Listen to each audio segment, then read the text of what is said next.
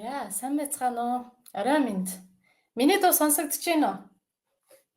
Эрүүл мэнд ба өөрийгөө үнэлэх үнэлэмж гэд.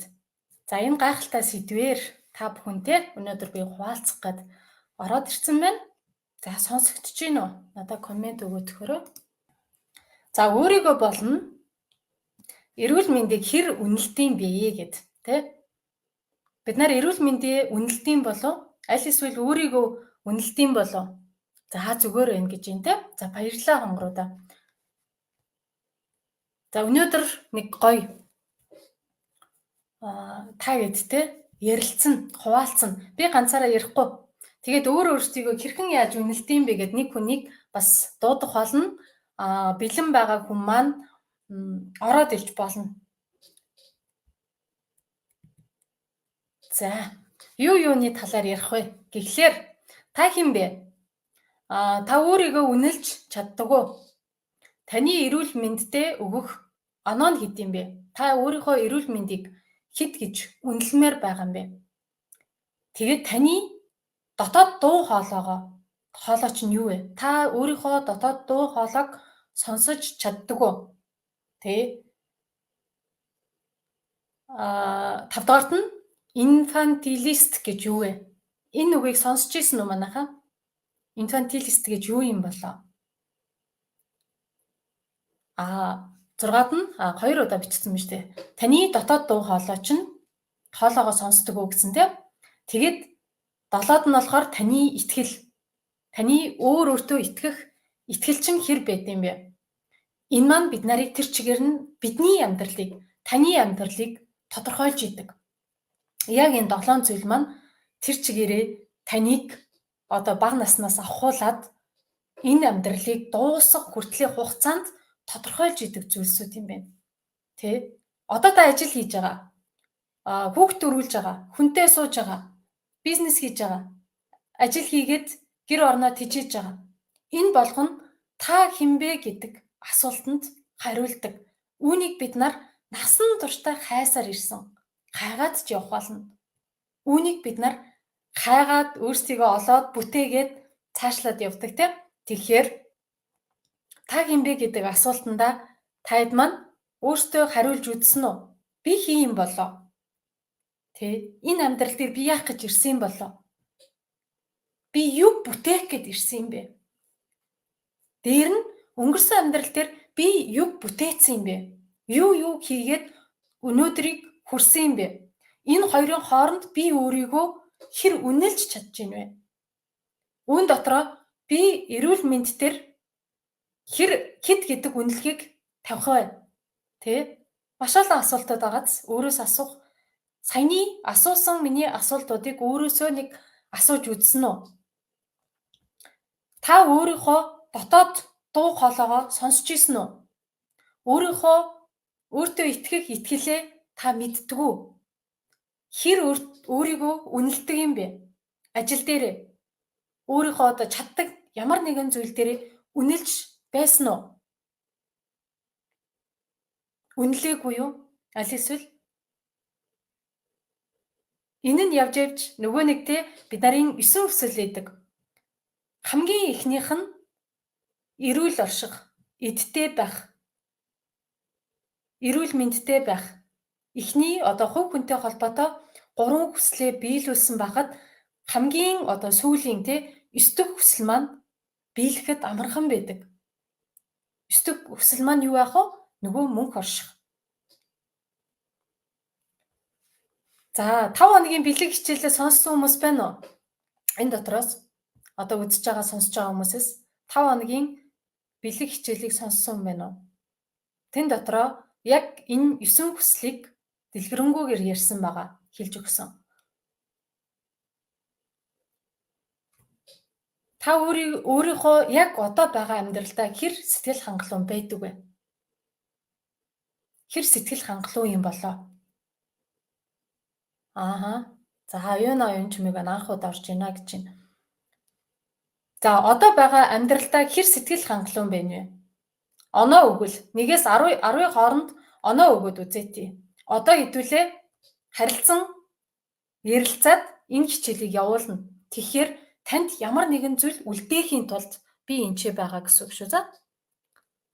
За сэтгэл хангалуун байдаг гэж юм. Хэдэн оноогоор үнэлэх юм бэ? 1-ээс 10-ийн хооронд үнэл гэвэл тэр оноонуудаа тавиад хараа.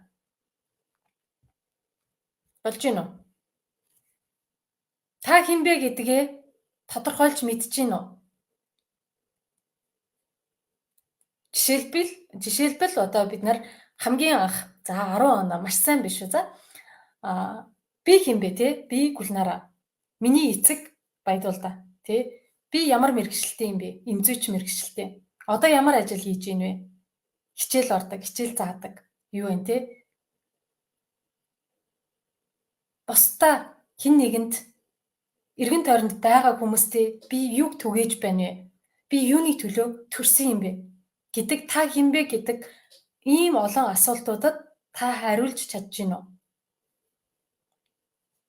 Таны энэ амьдрал дээр ирсэн туйлын зорилго чинь юу юм бэ? Юуны төлөө та амьдраад байгаа юм бэ? Юг бүтээх гээд, юг зориод, юуны төлөө яах гэж? Яагаад тэр зүйл одоо хийж байгаа зүйл, хийх гэж байгаа зүйл танд яагаад чухал юм бэ? Энэ болгонд хариулж чадж гин үү? За чадчихвэл чадж байгаагаа бичээрэй.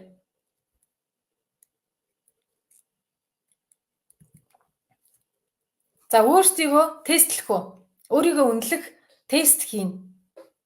Энэ дээр одоо надтай хамт нэг хүн ороод ирж олно. Орж ирэх хүн байна уу? Би орж ирье гэдэг хүн байна уу? Байна уу манайхаа? Тэгвэл таны хэр өөртөө итгэлтэй байна вэ? Та өөрийгөө хэр үнэлдэм бэ гэдэг тестийг бид нар шууд тавиад явчих боломжтой гэсэн үг.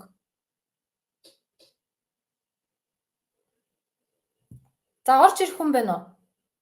Хэн орж ирэх вэ?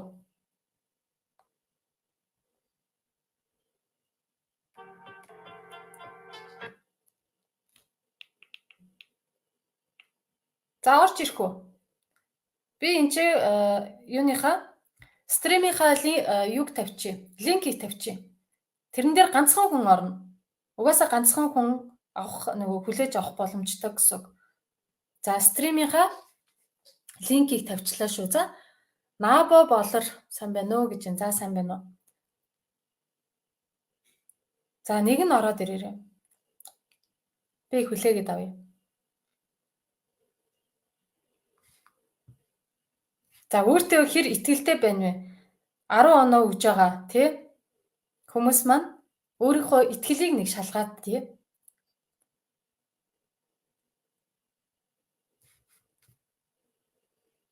За хэн нь орж ирэх вэ?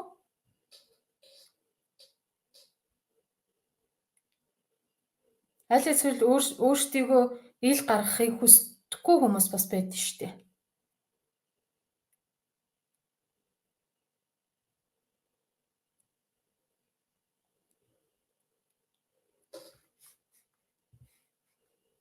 Тэгээ энэ линкийг шууд дарна.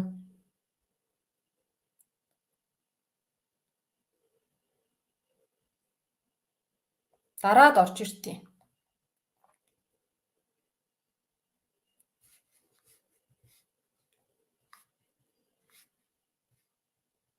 Дараад орж ирж гин үү? Тэгэхээр яг нөгөө хүнтэйгээ энэ жишээнүүдийг би ингээд тайлбарлаад те дуржигнуулаад унших нь чухал биш. Та өөрийгөө яг үнэн бодитоороо хэрхэн үнэлдэм бэ гэдгийг л одоо бодит жишээ, амьд жишээ гэж ярьдаг те. Амьд жишээ болоход ярилцах гээд байгаа гэсэн үг. За дарагдж гин үү? Оюунаа маань?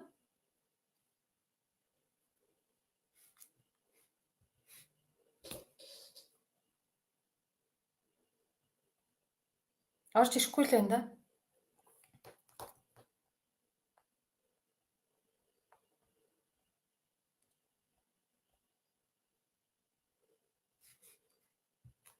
За өөртөө 10 оноо өгж байгаа.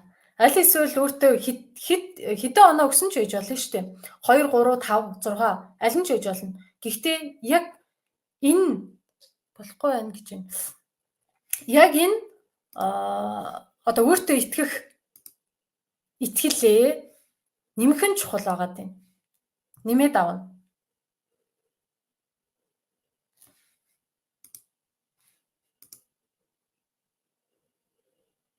Дарагдаад болж байгаа та. За. Өөр компьютероор орж байгаа хүн байна уу? Утсаар орж байгаа хүн. Утсаар биш ээ. Юугаар? Компьютероор орж байгаа хүн.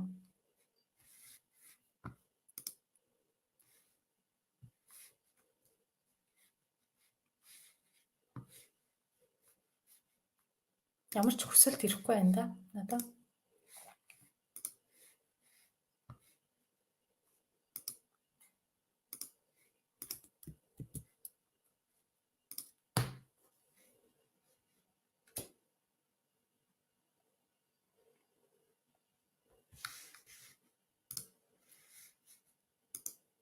Утсаар ч гэсэн утсаар орж байна.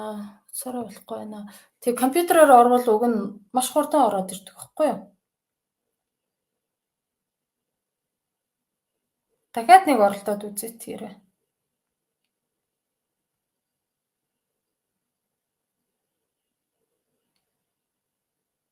F6 гэд. Яг мөн л байна да.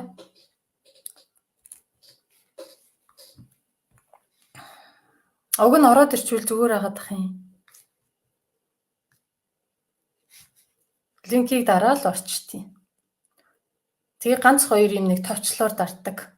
Зөвшөөрлийн аль эсвэл одоо settings дотроо нэг тохиргоо нь ийшээ нөгөө юу лээ стрим руу орж үзээгүй хүмүүс төр тохиргоо бас байж магадгүй.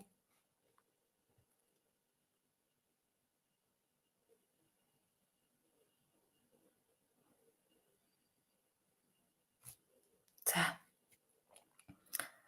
Арай мэндэ. За орч чадхаар бол линкийг дараад Zoom-д ороод ирээрэй. Одоо энэ стримд. За тэгэхээр орч чадахгүй байгаа бол шууд комент хэсгээр ингээ харилцаад явчих. За нэгдүгürt нь өөрийн итгэл үнэмшлийн алдаатай хэсгүүдээ бичнэ. За бичихгүй энэ комент хэсэгтээ шууд бичээд явчих. Өөрийнхөө итгэл үнэмшлийн алдаатай хэсгүүдээ жишээлбэл бид нарын сэдэв маань эрүүл мэнд ба өөрийгөө үнэлэх үнэлэмж гэсэн шүү дээ. Яагаад ийм сэдэв сонгосон бэ гэхлээр бид нар өөрсдийгөө үнэлж чадаагүй үедээ эрүүл мэндийн доголдолтой байдаг.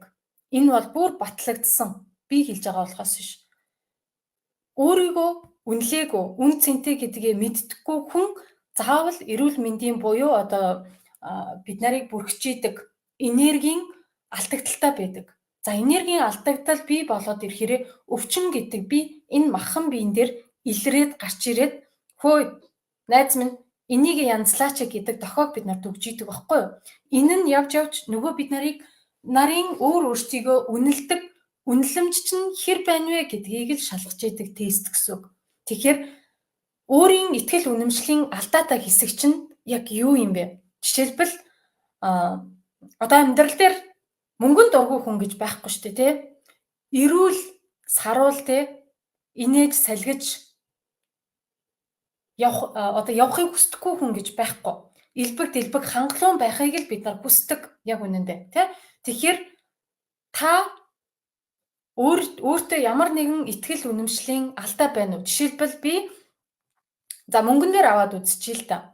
Эрүүл мэнд дээр авч үзсэн ч болно. Миний толгой байнга өвддөг юм аа. Аль эсвэл миний өтгөн хатаад итээ. Аль эсвэл миний цус өтгөн гэсэн юм аа. Яхаагаар тэгж гарсан гих мэдчлэн эрүүл мэнд дээр юм байна. Алдаатай итгэл үнэмшил яваад байгааз уг нь толгойн өвчин юунаас үүсээд байгаа юм бэ гэдэг саадлын шалтгаанаа мэдчих юм бол энийгээ засах маш амархан.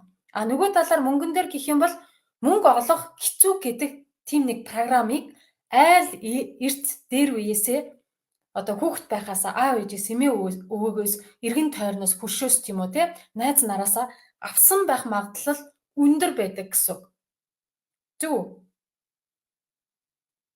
Одоо хөтөлбөр дээр те эрүүл бие бүтээх 90 хоногийн хөтөлбөр дээр үнэтэй байна, тэтгэврийн хүн байна гэж яриад байгааз. Тэгэхээр 300 мянган төгрөг тэтгэврт гарсан ч гэсэн дансандаа одоо хадгаламжинд байхгүй байна гэдэг маань тэр хүн тэтгэврт гаран гартлаа өөрийгөө хэр үнэлсэн бэ гэдэгтэй шууд холбоотой.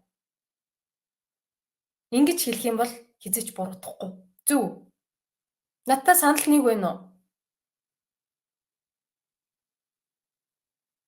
Үнэнгээ хэлж байгаа болохоор та хэдэд одоо хатуу тусч иж магадгүй. Гэхдээ энэ бодит үнэн. Тэ?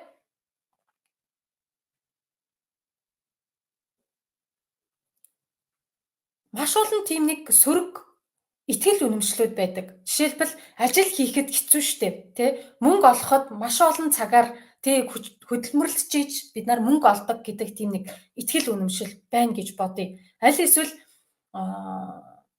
юу гэдэг нь те эрүүл мэнд дээр заавал эмнэлэгт үзүүлж иж би эрүүл болно. Им ууж иж даралтаа би бууруулна гэдэг тийм нэг тогтсон баригдмал тийм нэг хайрцагтаа орсон итгэл үнэмшил танд байна уу? Энэ одоо тийм нэг итгэл үнэмшлүүдээ та хэд маань бичээд гэж тийм нэг сөрөг итгэл үнэмшил байна уу?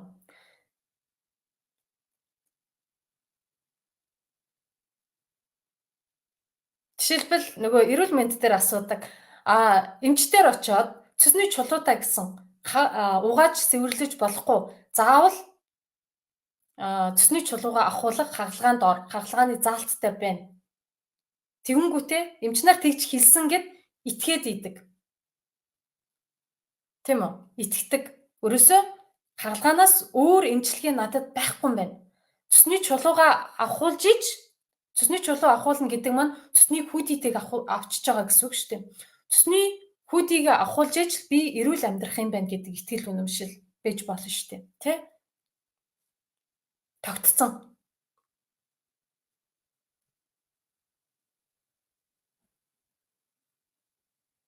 Байна уу? Тийм итгэл үнэмшил. Би даралтны эмээ уухгүй бол миний даралт ихсээд идэг. Нэг бол би өтгөн аталтын эмээ 10 жил уусан. Тэрэнгүүгээр би өтгөнээ гаргаж чадахгүй гэдэг.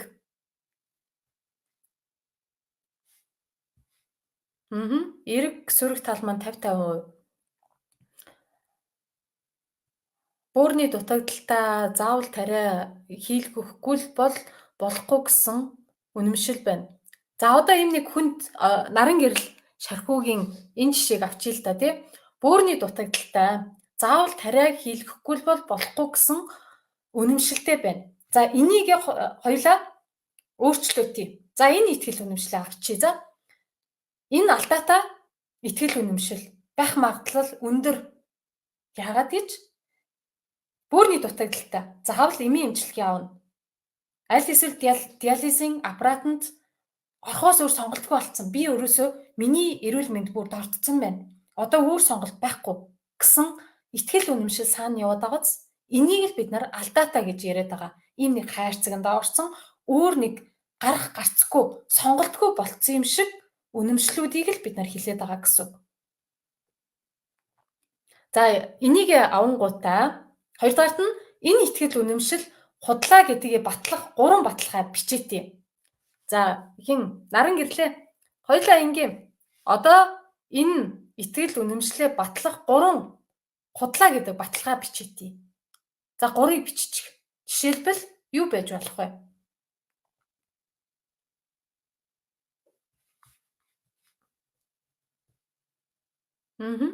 За тэгвэл энэ хайрцагнаасаа гарах 3 баталгаа бичээдэг. Үүнээс өөр зам байгаа гэдгийг батлах 3 баталгаа. Таны хувьд юу байж болох вэ? Энэ нь таны дотроос гарна. Учир нь сая энэ чи хэлсэнтэй та хинбэ? Та өөрийгөө үнэлж чаддаг уу? Таны эрүүл мэндэд өгөх оноо, таны дотоод дуу хоолой, таны дотоод итгэл гэж хэлсэнтэй. Тэгэхээр энэ нь таны дотоод дуу хоолой болчихж байгаа байхгүй юу? Би хэлэх нь чухал биш. Миний бодол, сэтгэл, мэдрэмжээс гарах нь чухал биш. танаас гарах ёстой. Энэ гурван баталгаа. Болж гин үү? Та өөрөө хэлж штэ тэ наран гэрлээ. Энэ хайр цагнаасаа гармаар байна гэдэг энэ гарна гэдэг жижигхэн нэг оч байгаад байгааз гэрэл гарна гэдэг итгэл дотроо энэ нь таны дотоод дуу хоолой байхгүй юу? Энийг л хэлээд байгаа. Тэгэнгүүтээ энэ дотоод дуу хоолойгоо өргөөд өгчих юм бол энэ өөрийгөө баймдлаад байгаа итгэл үнэмшилтэй сүрэг алтаатай итгэл үнэмшлүүдийг бид нар засах боломжтой гэсэн үг. За. Дэглэм сайхан зүйл бодох, сайхан хүнтэй ярилцах. За дэглэм сайхан зүйл бодох, сайхан хүнтэй ярилцах. За ингээ горыг хэлцэнтэй сайн байна шүү. Энэ нь таны дотоод дуу хоолойноос гарсан өнгө.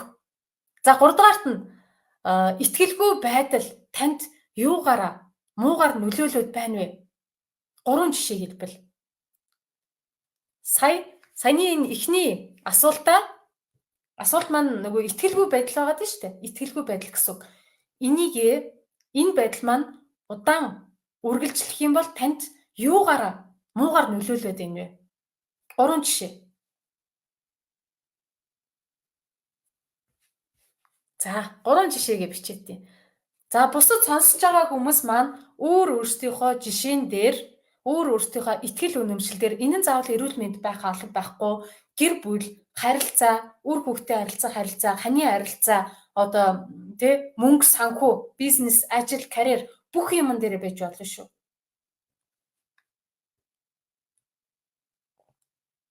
За 3-ыг биччих. Алдаатай итгэл үнэмшлээ өөрчлөхгүй явснараа танд юугаараа муу нөлөө үзүүлдэг вэ?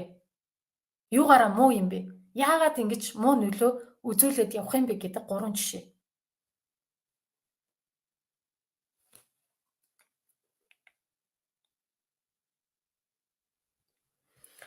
За.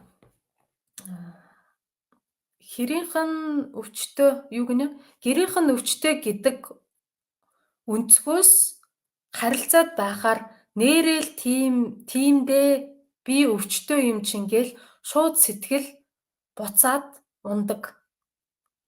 Тэгэхээр орчин нөлөөлөд байгааз орчин.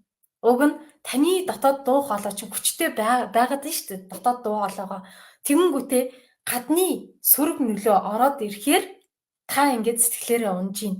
Энэ нь сэтгэлийн хатгүй болж байгаа маань шууд унана гэдэг маань гадны нөлөөндөө та автаад өөрийгөө сэтгэлээрээ унгааж байгаа маань таны дотоод итгэл чинь жоохон сул байгааг илэрхийлээд байна. Зөв.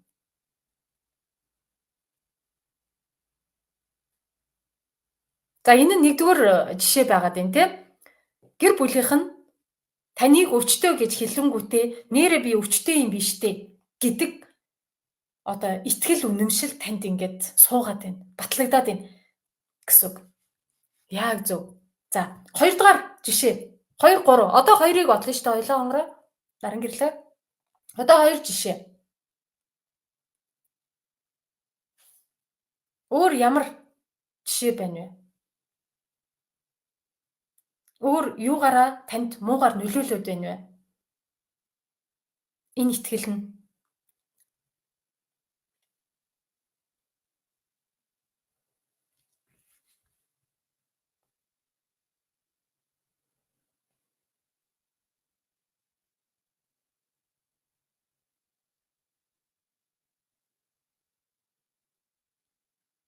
гэр бүлийнх нь тэгж хэлэхээрээ сэтгэлээр унаад байгаа юм байна. За өөртөө итгэх итгэл нь доошлоод байгаа юм байна тий.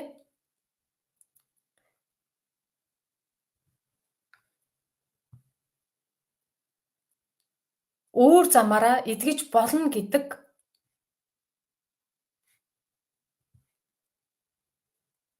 итгэлгүй байгаад байна гэсэн үг. Зөв. За өөр ямар 2 жишээ байж болох вэ? За олоотохороо заавал олно. Энэ нь бэрхшээлээ тодорхойлохоос нааш амжилт маань ирдэггүй. Ямар ч хүн дээр. За уг нь хаяа өглөө босохдоо эрүүл хүн шиг гоё сэтгэлтэй босдог. Тэгээл тухайн өдрийн цаг агаарч гэх юм уу нөлөө бас байна. Тэгээл жоохон унжтыг. За, дахиад гадны нөлөө байна те. Дахиад гадны нөлөө байна. За 3 дугаарт 3 дахь нөлөө нь юу байж болох вэ?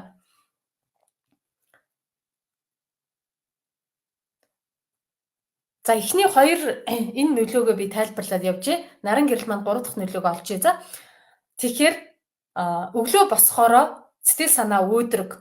Тэгсэн мөртлөө за өнөөдөр гоё байна шүү тий гэд өөртөө тэр итгэл урмыг өгөөд босдог. Энэ нь шүнжэнгөө бид нарын тарих өөр өөрийгөө нөгөө хүний бие унтаа байдалд байхдаа эрүүлжээд явж идэг байхгүй юу? Эрүүлжих процесс шүн явагддیں۔ Учир нь нөгөө хүүхдүүд бидэд мэднэ шүү дээ тий. Хүүхд унтах тусмаа сайн, унтах тусмаа дархлаатай болдог. Унтах тусмаа хүүхд өсдөг тий. Хүүхдүүд ерөөсөө шүн өсдөг шүү дээ. Өсөлт нь шүн явагддیں۔ Тэрийг мэдэх үү? Тэгэхээр итгэл гэдэг зүйл ялгаа байхгүй шүн явагддаг. Тэгэхээр шүн унтаад босохороо, өглөө босохороо өөрийгөө эрүүл болцсон юм шиг. За өнөөдөр нэг гой болондоо гэдэг дотоод дуу хоолой маань, дотоод итгэл маань ингээд өсөөд босч ирдэг. Тэгэнгүүтээ гадны нөлөө энэ нь гэр бүл, орчин, найз нөхөд, цаг агаар энэ гадны нөлөө бид нарт нөлөөлөд ирэхээрээ энэ дотоод дуу хоолой, дотоод итгэл маань ингэж дарагддаг.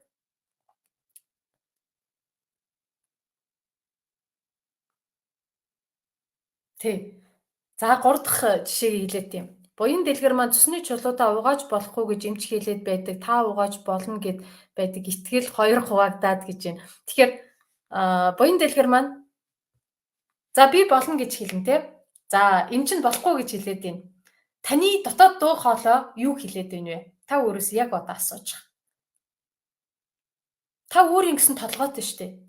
Яагаад эмч болохгүй гэдэг байгаа юм бэ? Яагаад Гүлнараа болно гэдэг байгаа юм бэ?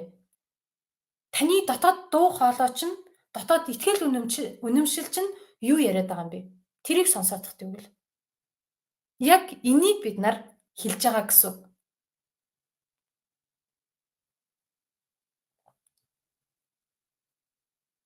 Та эмчтэй надад итгэхгүй байж болно. Гэхдээ та өөртөө итгэж гэнэ үү гэдэг асуулт яг энэ чинээс гарч ирж байгаа байхгүй юу? Би буруу ярьж иж болно. Эмчин зөв ярьж иж болно. Аль эсвэл эмчин зөв буруу ярьж иж болно. Би зөв ярьж иж болно. Та алийг сонгох юм бэ? Та зөв ярьж гинүү гэдэг нь таны дотоод дуу хоолойноос гарах ёстой. Энийг бид нар хөтөлбөрийнхөө эхний 7 хоног дээр үздэг байхгүй юу? Энэ нь дотоод дуу хоолойгоо таних таны мэдрэмж. Хүн болгоно мэдрэмж байгаа. Бид нар хүнд мэдлэг мэдээллийг тархинд нь суулгаад өгдөг. Гэхдээ таны мэдрэмжийг бид нар суулгаж өгөх боломжгүй. Мэдрэмжийг одоо бид нар эннээсээ гаргаж ирнэ. Энэ мэдлэгийг та хинээс ч хаанаас ч дэлхийн ямар ч газраас олох боломжгүй. Энийг таны дотоод дуу хоолойноос энэ мэдрэмж гарч идэг. Зөв.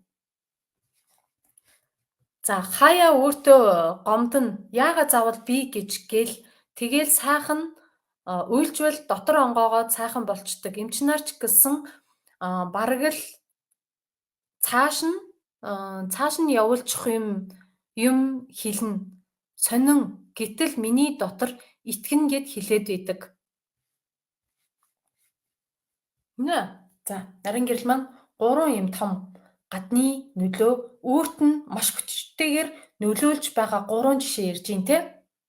Яг зөв. Тэгэхээр бид нар гадны нөлөөнд маш хүчтэй автаад өөрсдийнхөө эрүүл мэндийг хэн нэгний гарт даатгадаг. Энэ нь та өөрөө хариуцлагагүй байгааг илэрхийлдэг.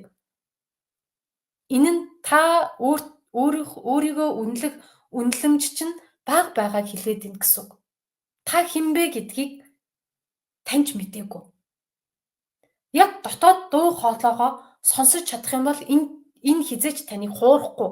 Би хуурч олно, эмч нь хуурч олно. Гэхдээ таны дотоод дуу хоолой таныг хизээч хуурахгүй гэдгийг 1000% одоо маш олон эрдэмтэд судлаачид гаргаад ирсэн байна. Харин гэрлээ одоо чи өөрийнхөө дотоод дуу хоолойг сонсч чадж гин үү? Одоо нөлөөлөл маань гаднаас орж ирж байгаа юм байна. Тэгэнгүүтээ хоёрт нь хэлсэндээ таны доторх одоо итгэл үнэмшил нь батлаад байгаа байхгүй юу? Би өглөө босохдоо сайхан болно гэж итгээд байгаа мөртлөө ингээд сэтгэлээрээ унаад байна. Намайг унгаагаад байна. Тоохгүй тий болохоро би ингээд байна. За дөрөвдүгüүрт нь хэрвээ сөрөг итгэл үнэмшлээ өөрчилбөл ямар боломж ирэх вэ? Сая 3 сөрөг итгэл үнэмшил байсан тий.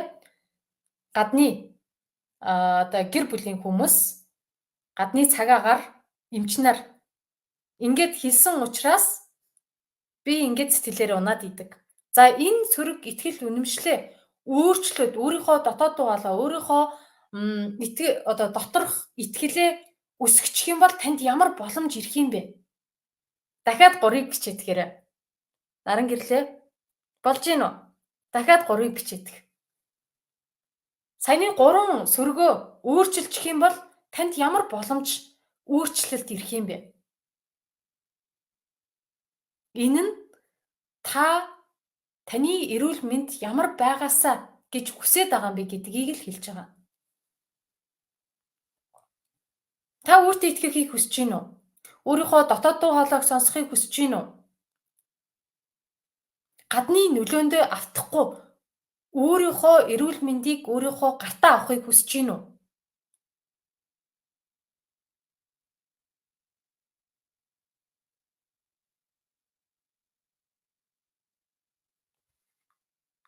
За, энэ 3 жишээ дахиад хэлээд их. Та яг юу хүсэж гин вэ гэдгийг биччих.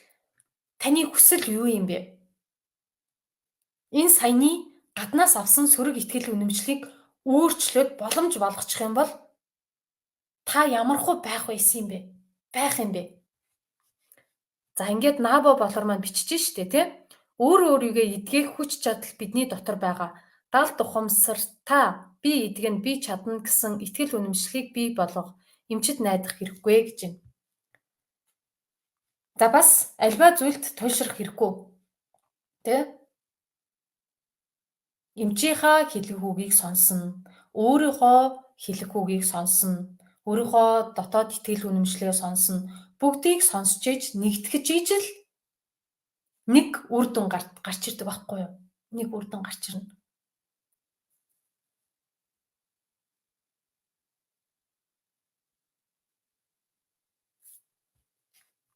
За. Даран гэрэл маань 3-ыг бичээдгээр ямар боломж танд ирэх юм бэ? Дараа нь нэг 3 боломж орж ирж штэ тий. Жишээлбэл би энэ бөөрийн асуудлаа шийдчих юм бол эмгүүгээр эм уухгүйгээр эдгээ чинь амархан болно тий. Өөрийнхөө эрүүл мэндийг хордуулахгүй гэх мэтчлэн. Аль эсвэл миний бөөр өөрөөр нь ажиллах чадвартай болцсон байна. За, эдгэн амьдралыг өөрөөр харна. Тэнэг байсан болохоор бурхан ухаан юу гинэ суулгах гээд бүгсэн дээр минь алгадсан байхаа л гэж бодъё доо гэж байна. Та тэнэг биш. Нэгдүгээрт. Та ухаантай. Учир нь хүмүүн биеийг олно гэдэг маань та зөв зүгээр байж байгаад энэ хорвоо ертөнцийн та хүн болж төрөөгүй. Та ухаантай байсан учраас энэ дэлхий дээр та хэрэгтэй хүн байсан учраас та хүн болж төрсөн. За энэ бөөрийн өвчин таныг ямар нэгэн зүйлийг ухаараач. Үүнээс ойлголт аваач. Аль эсвэл үүгээрээ дамжуулаад та өөрийнхөө хийж чадах зүйлийг хийгээч гэдэг л сургамж. Тэрнээс биш та тэнэг биш. Тэнэг байсан бол аль эсвэл бид нарыг хүн төрлөختөн биш мал ан амтан өөртөө дахиад шуу гахаа болгох байсан штэ. Үгүй хүн болоод төрсөн учраас энэ дэлхий дээр та хэрэгтэй учраас та гэрлийг бусдад түгээх гэж ирсэн учраас та хүн болж төрсөн. Эндээ та итгээрэй. Гайхалтай. Та итгэж чадж гин үү?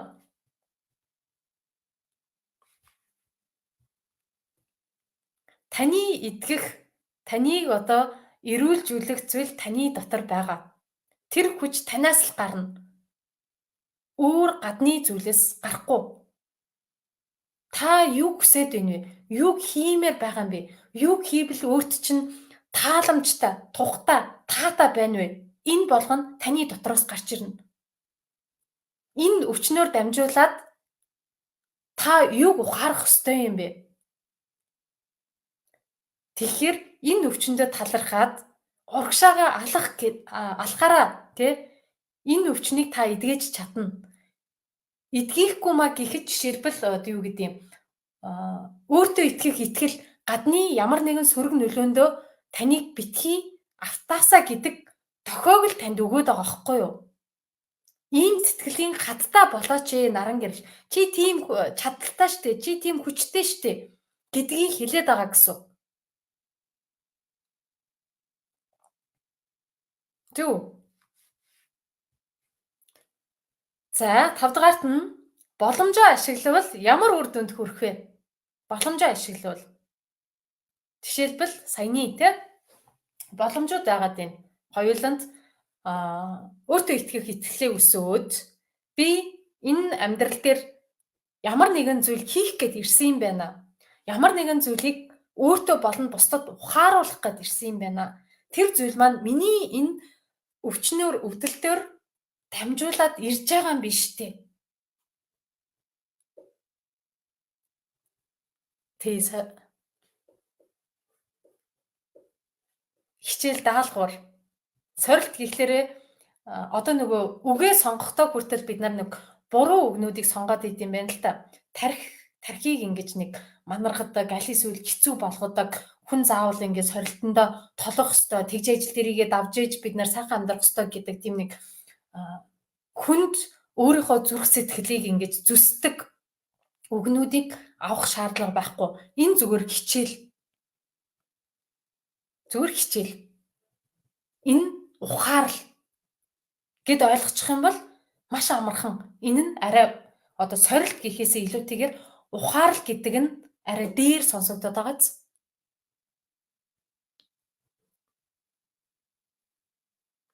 За. Тэгэхээр боломжоо ашиглавал ямар үр дүнд хүрэх вэ? Энэ талаар бичигдэхээрээ наран гэрлээ. Ямар үр дүнд хүрэх юм?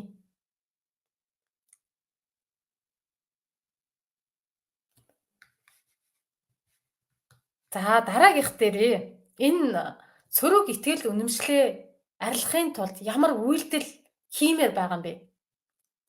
Саяны 3 сөрөг итгэл үнэмшил байсан шүү дээ. Хамгийн том таныг сэтгэл санаагаар унгаагаад байгаа. Өглөө босоход нэг гоё сэтгэл өөдрөг ингээд нартай сартаа босчоод ингээ гадны нөлөөнөөс цаг агаар юу вэ те бороо шорооноос олж сэтгэлээр унаад байгаа бол энийг арилгахын тулд та ямар 3 үйлдэл хийх юм бэ? Хиймээр байгаа юм бэ? За энэ 3-ыг бичээдэх. Юу хийвэл танд тааламжтай байх юм бэ?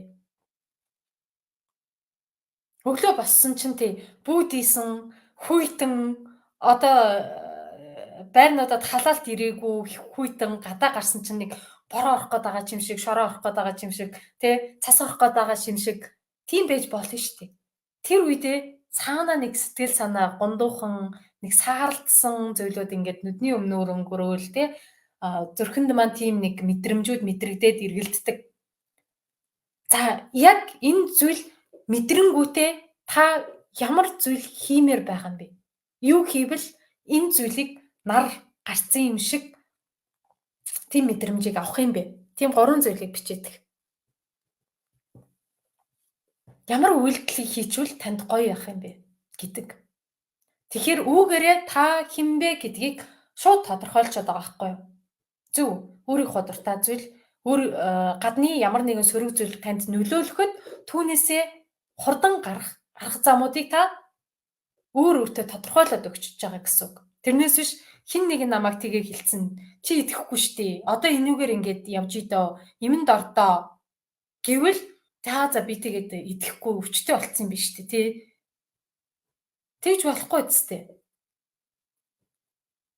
Энэ сөрөг итгэл үнэмшил ороод ирэнгүүтээ үүнийг шууд эрг рүүгээ урвуулах таны ямар дархлаа байна вэ гэдгийг л хэлж байгаа. Гадны ням бактери вирус бид нарын одоо нүд ам хамар чих арьс бүх юмар ингээ орж байгаа шүү дээ. Тэгсэн мөртлөө бид нарын хүний өөрийнх нь дархлаа нь гаднаас орж ирсэн ням бактеритэй тэмцээд түүнийг ялаад идээд дотгошоо агуулаад тэгээд өгсөн эсүүд маань дахиж шүн өөртөө идээд биесээ ялгараа гарчиж байгаа гэсэн.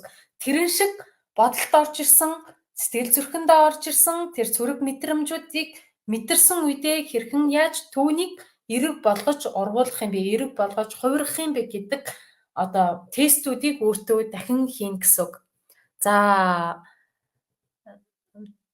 дайлан оёх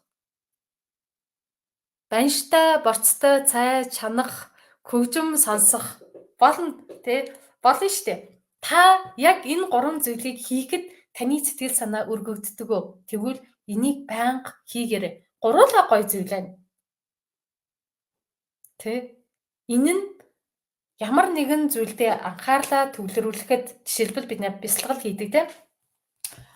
Бясалгал хийхэд энэ нь нэг зүйлдээ маш хүчтэй анхаарлаа төвлөрсөн үедээ эн чинь эдгэрэл явагддаг.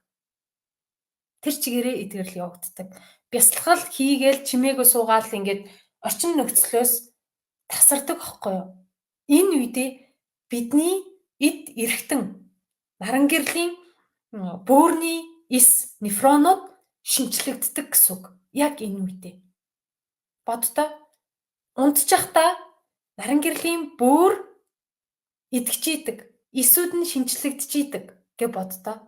Тэгэхээр энэ 3 зүйлийг хийхэд миний бөөрийн одоо эсүүд болох нефронууд шинчлэгдэжийдэг.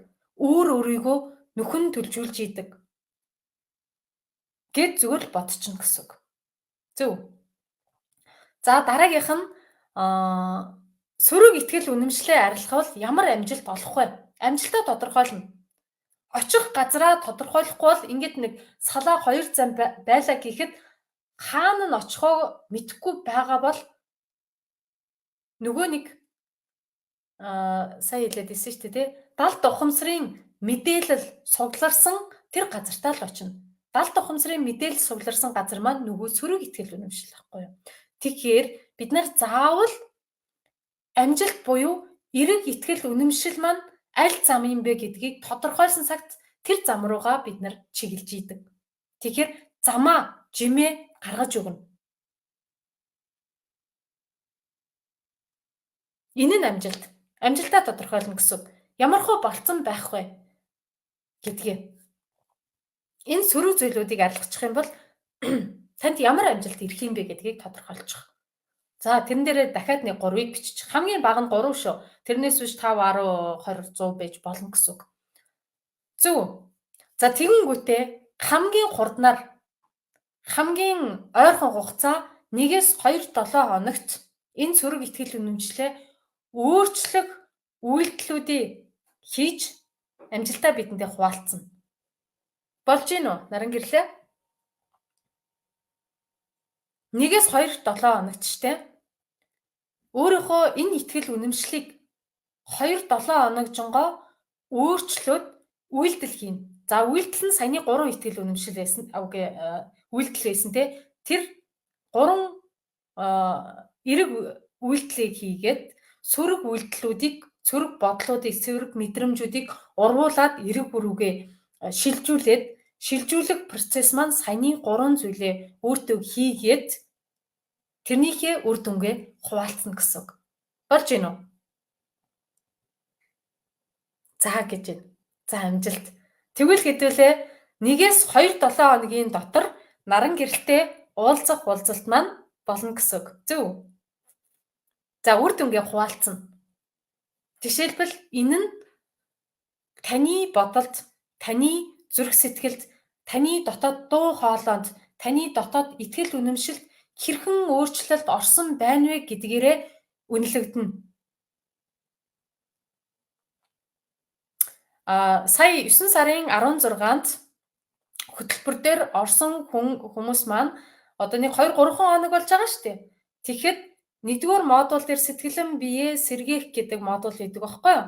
Тэрэн дээрээ жишээлбэл сэтгэл гэдэг эргэтнээ таниад ирэхээрээ жишээлбэл те одоо суур хурдны бясалгал хийдэг тэн дээр. Тэгэхээр үгийн хүчийг ашиглаж суур хурдны бясалгал ганцхан удаа хийхэд тэнцэнэ те халуу одоо бөөр орчим, давсаг орчимд халуу төвгээд тэг шүнжэнгөө шээсэн гэдэг байгаа байхгүй юу? Би тэрийг юуныхаа стори дээрээ тавьсан байгаа. Тэр хүний юг постыг бодтой зүгээр ганцхан үгийн хүчийг ашиглаад суур хурдны бясалгал хийхэд өмнө тэг жишээх нь яасан те шийгээгүй ганцхан бясалгал хийгээд бөөрийн өрөвсөлтэй байсан хүн маань одоо шүнжэнгөө шээсэн. Тэгэхээр шээсээрээ одоо бохирдлыг хуримтлуулад исэн байгаа байхгүй юу? Ганцхан үйлдэлээр гэсэн үг. Бодтой. Тэгэхээр боломжгүй зүйл байхгүй гэдгийг тэр оролцогч маань харуулад байна.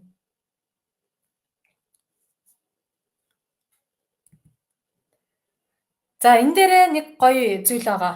Одоо энэ чинь ингээд 10 шат байгаа. За бүгдээрээ бэлэн үү? 10 шат. Эхнийх нь таны шат. Хоёр дахь нь бусдын шат. Та энэ өөрийнхөө 10 шатныхаа хаана нь баймар байгаа юм бэ? Та өөрийгөө аль шатн дээр тавьмаар байгаа юм бэ? Тавихыг хүсээд байна вэ? 10 шат байгаа. Аль нь дээр нь тавих вэ? Та дэвтэр балтай байх юм бол ингээд дөрвөлжин юун дээрээ 10 шатаа бас зурч болно. За 10 шатаа зурчаарай. Боломжтой байгаа бол. За тэгээд тэр өөрийнхөө шатныхаа та аль дээр нь энэ 10 шатныхаа аль дээр нь та өөрийгөө тавьмаар байна вэ? За тавиад хараа. 10 шатныхаа аль дээр нь өөрийгөө тавьмаар байна. За манайхан бичээрэй. Набо болор маань миний тунгалгийн зангилаа бөглөрсөн байсныг хувийн болон улсын эмнэлэг мэдэхгүй. Та бол 3 мөнхтөө хүн юм байна гэж байсан. Би өөрөө уншиж судлаад дасгал хөдөлгөөний нэлэг массаж хийж байгаад эмчнаар мөөм гэд байсан зүйлийг алга болгосондоо эмчнаарт итгэлгүй өөртөө л итэг гэж байна.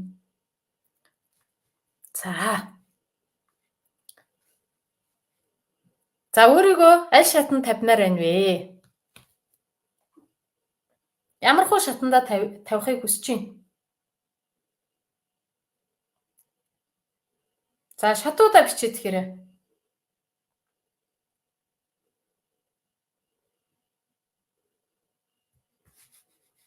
Хүн байна уу? За 10 дээр наран гэрэл сэнд маань 10 дээр тавьж байна. За. Эхнийх нь таны шат.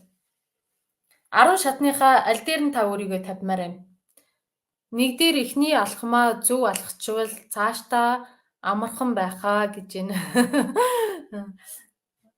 За тэгвэл өөрийгөө нэг дээрээ тавих гээд байгаа юм уу? Яг хэд дээр нь тавьмаар агаад байна? Зүгээр аль нэгэн дээрээ тавьчих. Тоогоо тавина. За тоонуудаа тавиад ээ.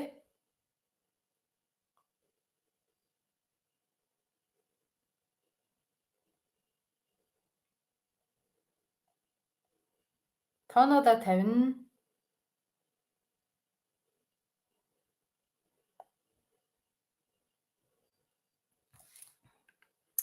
За буян дэлгэр маань 1 дээрээ тавьж, наран гэрэл маань 2 дээр тавьж. За 2 дугаар энэ эхний шатн дээр та маань өөрсдийн шат. Энэ 2 дугаарт нь бусдын шат. Бусдын шат гэдэг маань бусад хүмүүс таныг хэд дээрээ тавих байсан юм бэ? Бусад хүмүүс таныг хэдгээр шатн дээр тавьдаг гэж бодож байна. Жишээлбэл гэр бүлийнх нь, найз нөхөд, ажлын хамт олон хинч байж болно. Таны хэд дээрээ тавих юм шиг байна. За бодоод хоороо. 2 дахь шат бусдын шат. Бусдын нүдээр таныг хэдгээр шатн дээр тавих юм шиг байна. Бусдын нүдээр.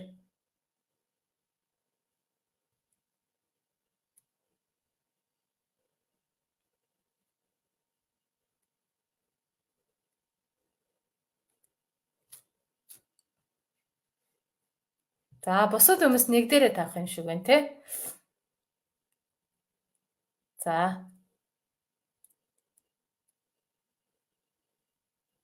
За бусад хүмүүс Миндаяр манд 2 дээрээ тавьж гин.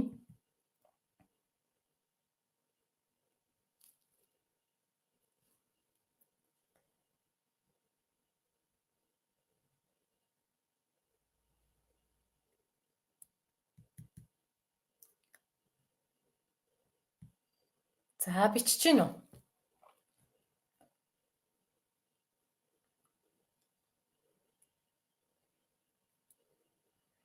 Бусад хүн таныг хитдэг шатанд байгаагаар үнэлэх вэ? Та өөрийгөө хитдэг шатанд байна гэж үнэлэх вэ гэдэг зүйл байгаа даа байхгүй юу?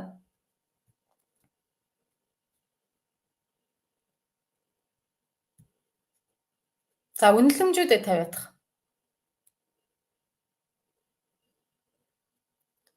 Энэ нь аль нэг салбар дээр гэсэн үг. Өөрөөсөө маш олон салбарууд байгаа. Эрүүл мэнд, сэт баялаг, мөнгө, санхүү, харилцаа, хүүхдийн харилцаа, нөхөр, эхнэр, аав ээж юу вэ те?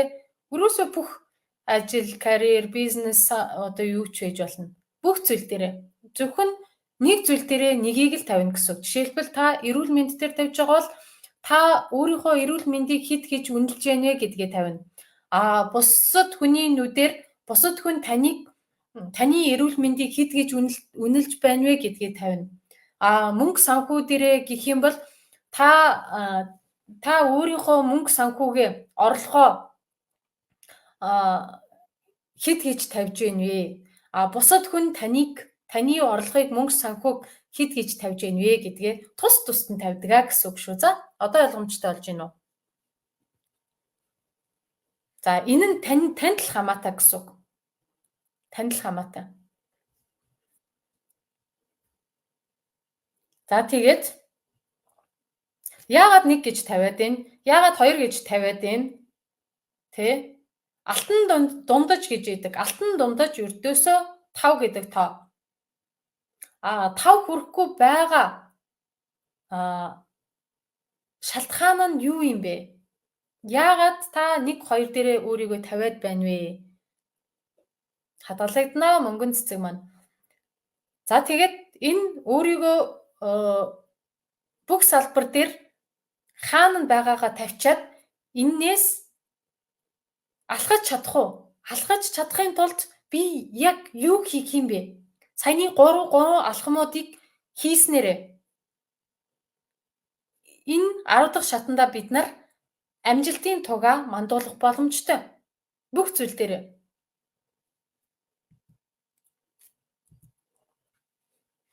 За, амжилтын тугаа хэн мандуулмаар байгаад байна? Юун дээр мандуулмаар байгаад байна? Бүр нэг бүрчлэн бичээ тэгээрэй.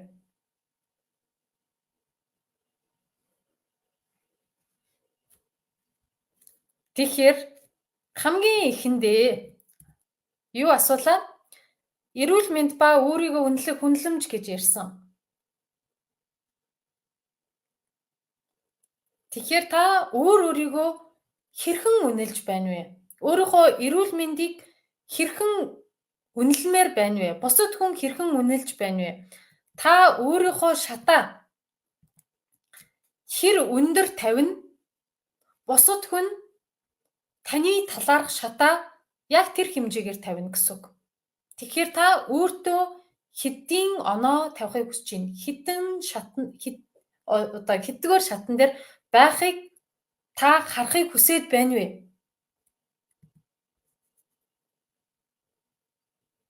Та өөрийгөө хэр үнэлнэ? Амьдрал таныг тэгжил үнэлдэг.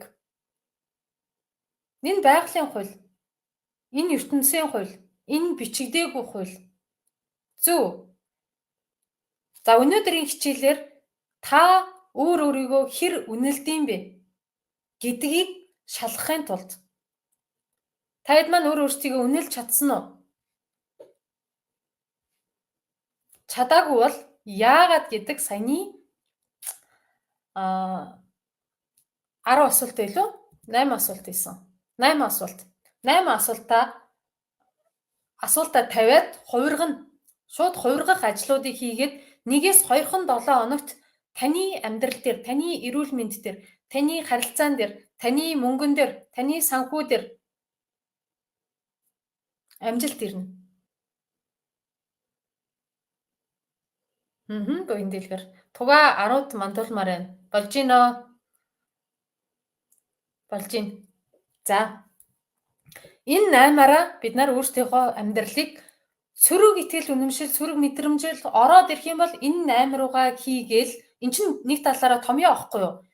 Тэ? Математикийн томьёо.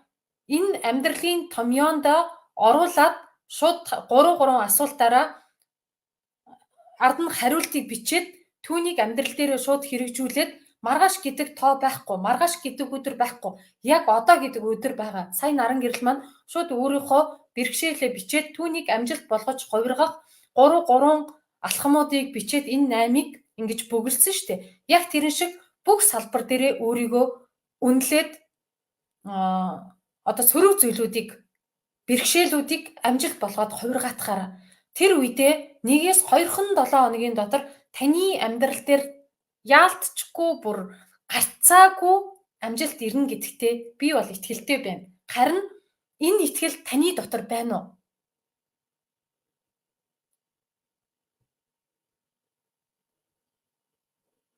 Яг зөв. Өөрийгөө битгий гол, өөрийгөө голох шаардлага байхгүй. Та яг одоо байгаагаараа хангалттай. Та хинээс ч дутуу биш, та хинээс ч илүү биш. Хэн нэгэнтэй өөрийгөө харьцуулахгүй. Харьцуулах тусмаа та хинч биш болж хувирна. Та өөрийнхөө л наран гэрлэн сарна давсан одоо юу вэ те хоолн гэрлэн бүх зүйл нь болно. Тэгэхээр өнөөдрийн наран гэрлийг маргаашийн наран гэрэлтэй л харьцуулна уу гэхээс биш надтай эмчтэй хэн нэгэнтэй хизээч харьцуулахгүй. Тэгэхээр яг одоо та яг энэ хичээлийг аваад өөрийнхөө итгэл үнэмшил, өөрийгөө үнэлэх үнэлэмж, өөрийнхөө эрүүл мэнд, өөрийнхөө санхүү дээр ямар нэгэн оноо өгж байгаа бол тэр нь яагаад ийм бага оноо юм бэ гэдгийг асуугаад хариултыг яг энэ 8 томьёон дээр тавиад урвуулад амжилтыг мэдэр. Тэгвэл 2-7 хоногийн дараа бидэд ингэж зүүмээрээ энэ лайваараа уулзъя. Болж гин үү?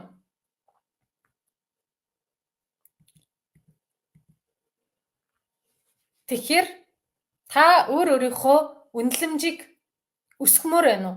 Тэгвэл бусад хүн таныг яг тэгж дүгнэнэ.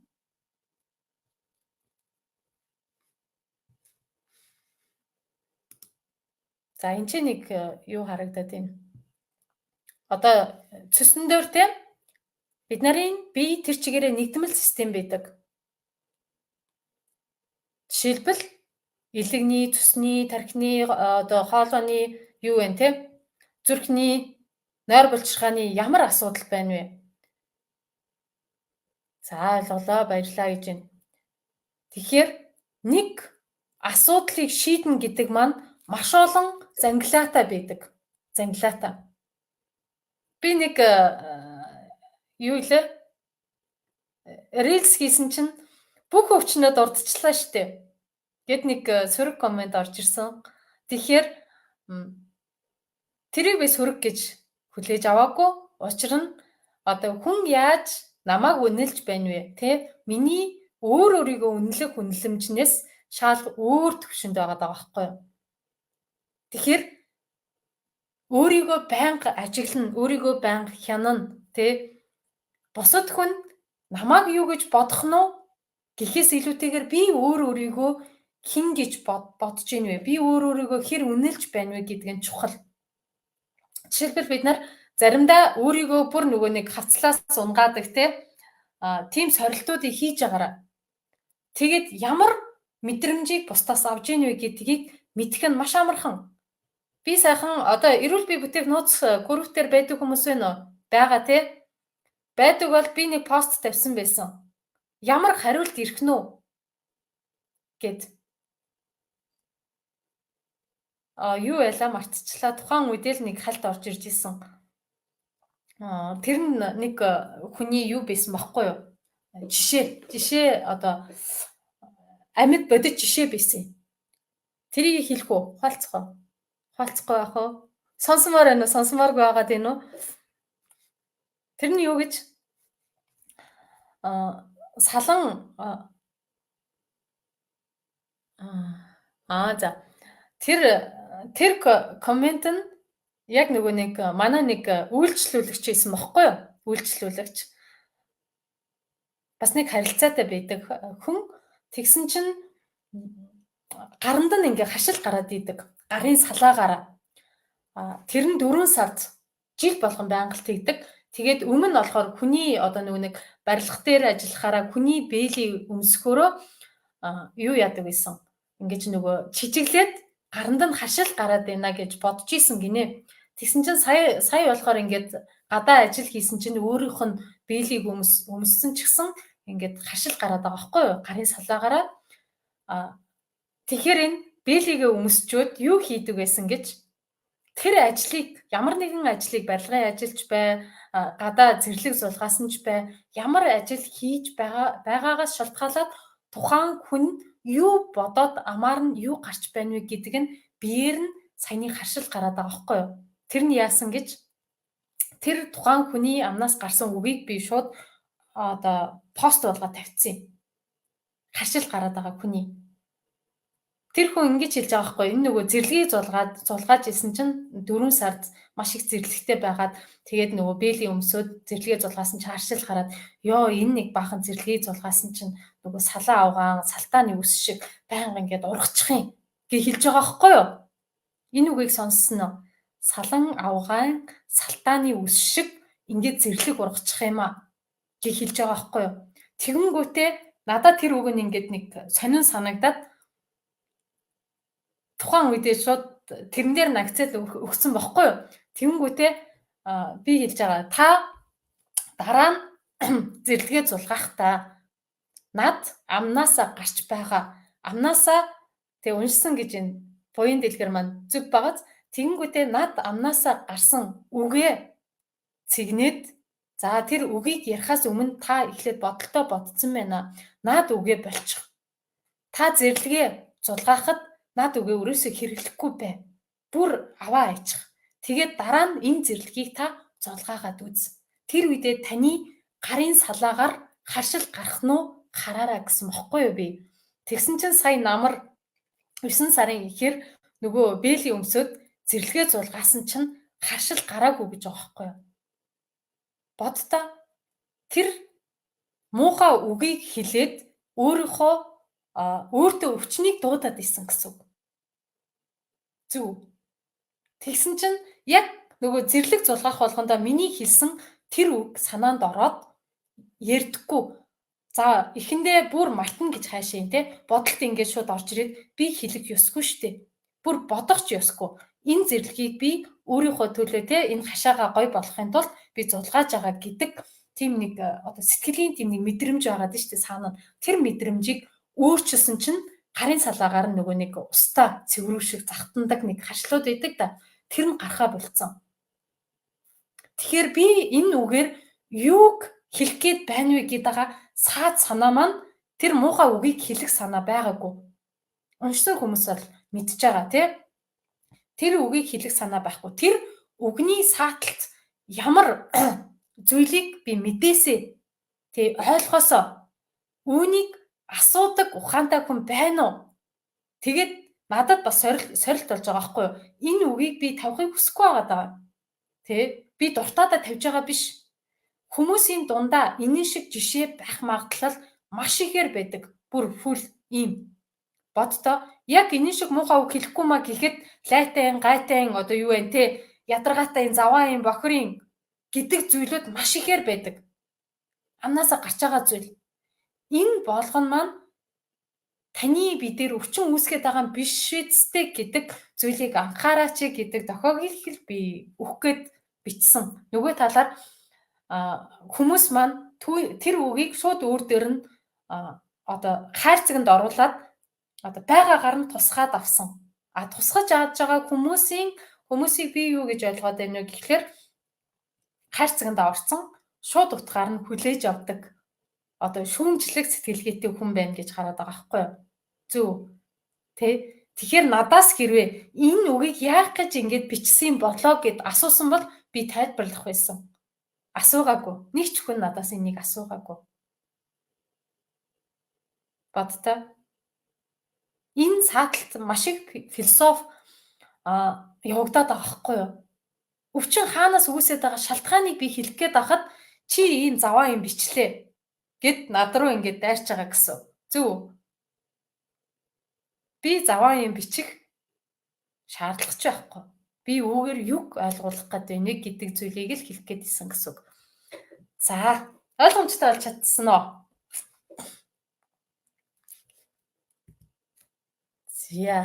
За цусны нөгөө чулуутай гэд маш олон хүмүүс ингээл асуугаад байдаг. Чулуугаа яаж болох юм уу? Эний тэрийг гэд тий. Энд ч нэг пост яваад исэн. Би тэрийг уншаад өгчих санаатай.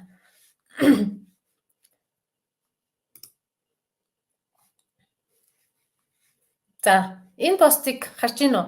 Энэ жижиг элсэнсэр чулуунууд байгааз манайхан харж гин үү? Энэ элсэнсэр чулуунууд дээдлийнх нь энэ нэг бөөрнхий байгаа тэгээ энэ доор байгаа нэг гонцгой монцгой энэ юунууд нь болохоор холестерин чулуу, билирубин чулуу, холимог чулуунууд идэг шүү. За энэ чи нэг оролцогчийн маань сэтгэгдэл бичигдсэн байгаа. Анх 9 сар цусны чулуутай гэдгийг мэдээд тэгсэн шууд хагалгааны заалттай байна гэдгийг сонсоод их ямарсан байдаг юм. Тэгээд чулууга угааж болохгүй юм уу гэсэн эмч надад угааж болохгүй ээ. Цусны суугаа бөглөх маш аюултай. Хоолны дэглэм бариад явж бай гэж хэлсэн байдаг юм. Тэрнээс хойш эрн цөсөө угаая гэж бодоод яваад байсан. Яаж угаахаа мэдэхгүй байсан. Тэгээд миний энэ хүний зарыг хараад их баярлсан. Яг миний хайж байсан зүйл байсан. Угаасаа Монгол цусны чулуу месаслын заалттай байдсан байлээ. Тэгээд яг зааврын дагуу угаасан амар юм гарсан. Заримыг бас мэдэхгүй хайсан байна лээ. Тэгээд Гүлнарада маш их баярлаа гэд бичсэн байгаа аахгүй юу? Ийм хүмүүс маш ихээр байгаа. Тэгэхээр цусны хүүдий гэдэг зүйл илүү эрхтэн биш гэдгээ бид нар мэдж байгаа. Цусны хүүдийг авахлах юм бол маш олон эрсдлүүдийг дагуулдаг. Нөгөө нэг хамаг өвчнөө дурдчаад ах юм. Ямар сонин хүн бэ гэж яриад ирсэн үгний жишээ санаанд орчлоо. Тэгэхээр цусны хүүдийг авахулчих юм бол илэгний ачаалал маш их болно. Илэгний ачаалал маш их болно гэдэг маань илэг хоргойжүүлэх чадвараа алдна. Илэг хоргойжүүлэх чадвараа алдаад ирэхээрээ нөгөө бөөрийн ачаалал игсэн. Саяны наран гэрлийн маань хилдэг байсан зүйл. Тэгэхээр наран гэрэл дээр бөөр нь өрөвсөд өвдөхөөс бөөрийн дутагдалд орохоос өмнө илэгний асуудал маш ихээр байсныг хэлээд байгаа аахгүй юу?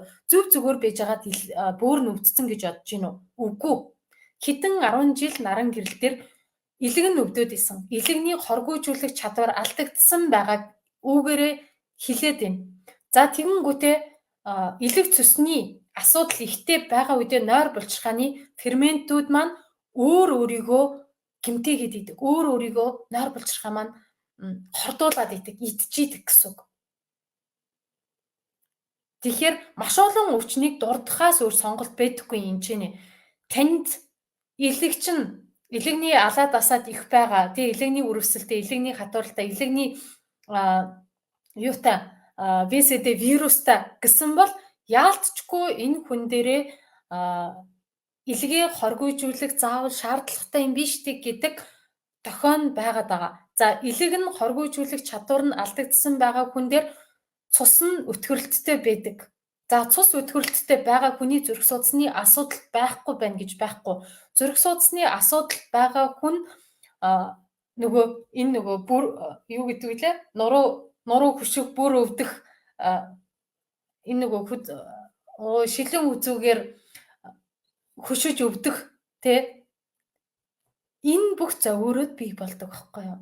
Учир нь цус өтгөн цусны урсгал саадсан байгаатай холбоотой нөгөө тархит толгой өвдөх, даралт ихсэх, даралт багасах, зүрхэн хямрах, одоо тий зүрхний ачаал ихсэх. Эннийхээ хамгийн одоо суурь шалтгаан нь нөгөө суурь хүрд гэдэг зүйл маань өөрөөсөө илэг цус байд юм аа. Тэгэхээр энэ илгээ хоргоожүүлэхээс нааш бөөрийн асуудал шийдэгдэхгүй. Тэ? Илэг цусны асуудлаа шийдэхдээс нааш өтгөн хадгалт чинь шийдэгдэхгүй. Учир нь би энэ өвчнүүдийг нэг бүрчлэн туулаад ирсэн учраас дараа нь үүнийг би өөрөө сураад мэдээд яг онолынхоо хувьд ойлгосон учраас л би ийм баттай итгэлтэй ирж байгаа. Дээр нь нодлонгоос хойштэй жил гарны хугацаанд ингээд цусны чулуутай юм а угааж болохгүй гэд эмч нь хэлээд байгаа мөртлөө өөрийнхөө дотоод итгэл үнэмшил тий дотоод одоо тий дуу хоолойгоо сонсоод одоо эмчээсээ зөрөөд угаахад ийм бохирдлууд гарсан. Үүндээ энэ хүн баярлсан байгаа байхгүй юу? Зөв. Тэгэхээр таны дотоод дуу хоолой юг хэлээд байна вэ? Түүнийг л сонс. Би өнөөдрийн те энэ хичээлээр та өөрийнхөө дотоод дуу хоолойг сонсож чадж гин үү? Үүгээрээ та өөрийнхөө эрүүл мэндийг аварч чадж гин үү гэдэг л тохиог өгөх гээд энэ олон зүйлүүдийг ингэж нуршаад ирж байгаа гэсэн үг. Инээсээ нэгийг олж хоёрыг тунгаасна уу? За ойлгомжтой байна уу те? За манай эрүүл бие бүтээх 90 хоногийн хөтөлбөр маань одоо эхэлсэн явж байгаа 9 сарын 16-нд эхэлсэн. Одоо эхний уулзалт маань 9 сарын 22-нд болно. Түүнээс өмнө бүртгүүлээд ороод ирж болно. За энэ удаагийнх төр амжихгүй гэвэл 10 сарын 6-нд бишээ 7-нд 10 сарын 6-нд энэ намрын дараагийн элсэлт маань болно. Эртэж шууханд бүртгүүлээд ороод ирвэл танд ч одоо тий мөнгөнд хэмнэлттэй байх болов гэж эрт зарлж байгаа шүү. За цагаа тулахаар одоо тий хямдраагүй үнээр орох нь танд ч гэсэн асуудалтай байх болов гэж бодож шүү. За өөр асуух, тодруулах зүйлсүүд нь байна уу? Байхгүй бол өнөөдрийн хичээлийг өвгөр өндөрлөе те. Болж гин үү? Өөр эргэлдсэн асуултууд байна уу? Би ойлгомжтой ярьж чадсан уу?